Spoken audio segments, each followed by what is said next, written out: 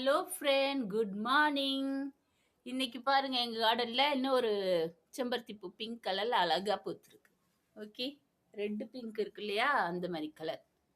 இது வாங்கி 6 மாசம் ஆச்சு. வாரத்துக்கு ஒன்றோ ரெண்டோ பூத்துக்கிட்டே இருக்கும். எனக்கு ரொம்ப பிடிக்கும் இந்த செம்பருத்தி பூ செடி. அதான் எல்லாரும் நினைக்காதீங்க, என்ன கார்டன்ல உள்ள பூவெல்லாம் காமிச்சிக்கிட்டே இருக்காங்க, வேற வேலை இல்லையான்ற மாதிரி நினைக்காதீங்க. எங்க கார்டன்ல பூத்த பூவை நான் அப்ரிஷியேட் பண்ண நினைக்கிறேன், அவ்வளோதான். ஓகே, இது வந்து எப்படி சாயந்தரம் சுருங்கிரும் இல்லையா, அது நல்லா பூத்த அழகா இருக்கும்போது அதை வீடியோவாக பிடிச்சி காட்டும்போது ஒரு 10 நாள் கழிச்சு கூட நம்ம பார்த்துக்கலாம் அழகா இருக்கேன்னு. ஓகே, இதுதான் அப்ரிஷியேட் பண்ணுறது. ஓகே ஃப்ரெண்ட், அதுக்காக தான் நான் இப்படி வீடியோ எடுத்து காமிக்கிறேன். வாங்க அப்படி தண்ணி ஊற்றிடலாம். டெய்லி காலையில் இது மாதிரி பாட்டிலில் ஓட்டை போட்டு வச்சுப்பேன், அதை மூடிக்கிட்டேன்.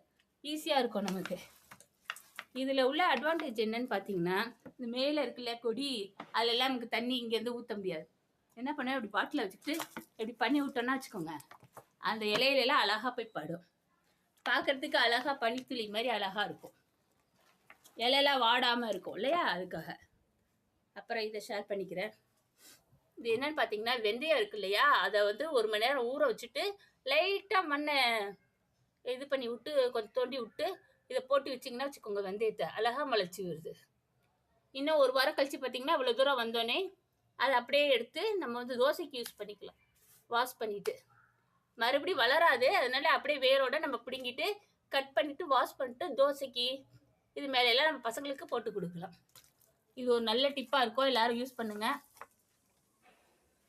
இது பொட்டேட்டோ செடி நல்லா வளர்ந்துருக்கு பாருங்க, சூப்பரா. நான் வளர்த்த செடி குட்டியா வச்சேன், இவ்வளோ பெருசு வளர்ந்துருக்கு பாருங்க ஃப்ரெண்ட். அப்புறம் இன்னொன்று கூட சொல்ல நினைச்சேன் ஃப்ரெண்ட், என்னடா அப்படி சின்ன பசங்க மாதிரி பேசிட்டு இருக்காங்களேன்னு நினைக்காதீங்க. என்னோட இயல்பு என்னவோ அதை தான் நான் வீடியோவாக காமிச்சிக்கிட்டு இருக்கேன். ஓகே, பேசுறது கூட ஒரு திறமை தான் ஃப்ரெண்ட், யாரும் கிண்டல் பண்ணாதீங்க. நான் எல்லாரையும் சொல்லலை, குறிப்பிட்ட சிலருக்காக சொல்கிறேன், புரிஞ்சுக்கணும் அவங்க தான். ஓகே, வளன்னு பேசுறதும் ஒரு திறமை தான். ஆமாம் ஃப்ரெண்ட். ஓகே, அதனால யாரும் டீஸ் பண்ணாதீங்க. எனக்கு என்ன வருமோ அதை நான் கரெக்டாக பண்ணுவேன், உங்களுக்கு என்ன வருமோ நீங்கள் அதை கரெக்டாக பண்ணுங்க. ஓகே,